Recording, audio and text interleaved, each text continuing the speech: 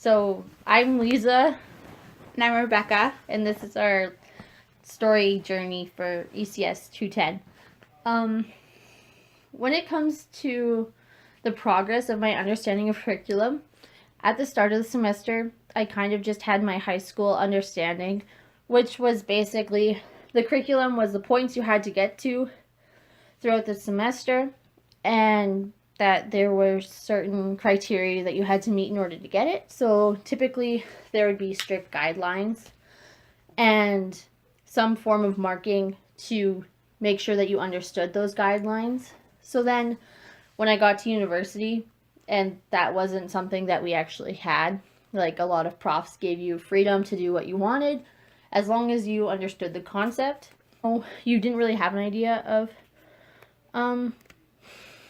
what they were looking for. I tended to struggle, and I found myself questioning that this semester. I actually had a couple conversations on Twitter with Mike about it and my curiosity of it. And so that was a big learning curve for me, that curriculum doesn't have to just be marks and like assessing understanding, that you can change it.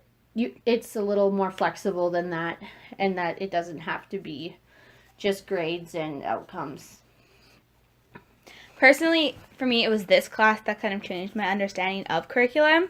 So before going through this class, I thought that curriculum was like super strict and you had to follow the exact outcomes and indicators that are in like the curriculum to a T, that there weren't any kind of like flexible ways of teaching, that you had to do everything exactly by the book. So now I see curriculum a lot more flexible, and I think that you can take a lot more creative directions as a teacher when teaching the curriculum. Of course, there are still outcomes that you still do have to meet, but the way that you teach the students to meet those outcomes can be quite different. I think that that is also very helpful for the students, and that it'll help like diversify their learning. So I see it more as a process now than a so this change in how I understand curriculum, you can kind of see in my blogs. At the beginning of the semester, my blogs were a lot more closed off in how I thought about curriculum, how I thought about like teaching. So now after going through the course and having that kind of like change in my understanding and like realization, my blogs have become a lot more open to different ways of thinking and different ways of teaching. Okay. You can see a lot more in my blogs now, the critical thinking and the expression of this critical thinking. Mm-hmm. Yeah, for me, my understanding of that was expressed in my blogs did change a lot, but when I learned about Tyler and his rationale in my blogs, it was evident that I didn't like the way that school was approaching curriculum and how they wanted a single product to come out of their experience, and how a lot of children would actually get lost in the system because of this. So I tended to disagree, and that was very evident in both of my assignments that I had this semester. And so my changing didn't change overly, but my understanding of what it was and why it was changed. Implementing the new understandings that I've gained in the classroom means that I value a lot more of the students' experiences in the classroom, and I focus a lot more on the fun, like the process, rather than the final product. So I value the students' experiences and the process they go through to learn, rather than the final product as a result of that learning. For me, that would mean that I support the students in their learning process, and that would be my main goal, rather than wanting all the students to turn out the same and have the same tools after being taught what I need to teach them. I believe that having curriculum be taught that way and be understood in this way supports the process of the student's learning a lot better, and it's a lot more beneficial for the student, especially for their learning and development. When I teach, I want to focus more on curriculum as process and praxis. I think that focusing on the steps and making sure the students understand how to do their work instead of just telling them and letting them struggle to understand is very important. I feel that in school, especially once you reach high school, students are expected to know how to do certain elements, and that they don't understand, and that they can get lost and misunderstand, and then they don't appreciate what they're learning as much. Another aspect of the curriculum I will use in my classroom is the project approach. This is implemented a lot throughout schools like from K to 12, but it's starting to find new light in elementary school. And I think by allowing students to investigate their own interests, they'll be more inclined to learn, and then they'll enjoy what they're learning about a lot more. And then finally, I want to ensure my students are receiving a balanced, inclusive, and equal education.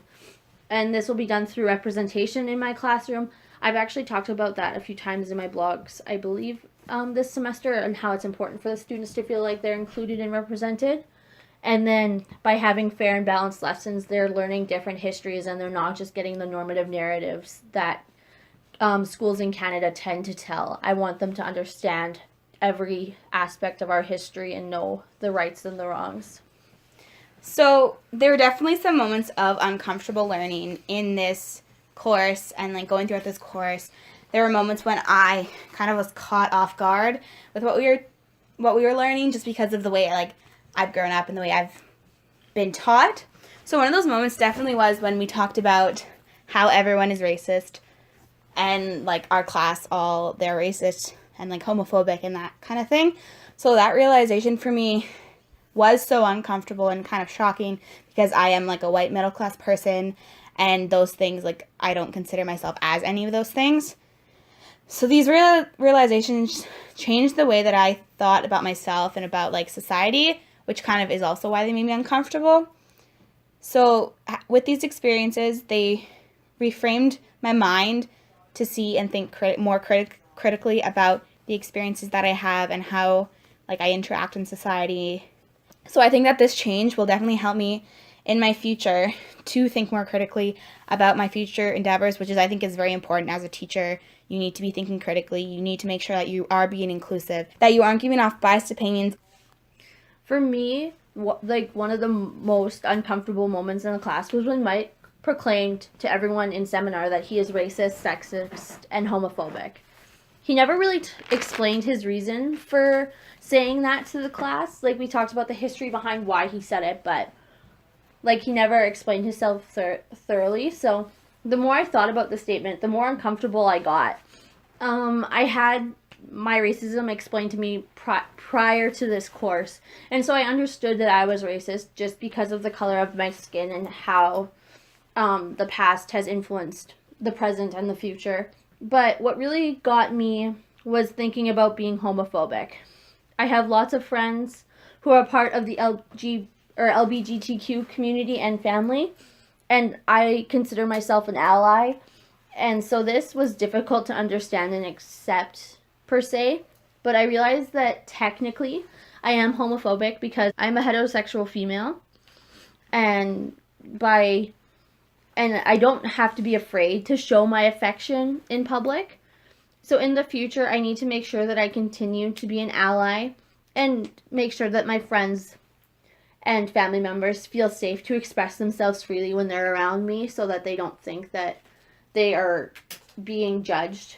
And I also need to make sure that my classroom is inclusive for all students and families, and that my books and lessons include different types of families and not just a heterosexual family assumption, so that my students will feel that their families are just as important as everyone else's.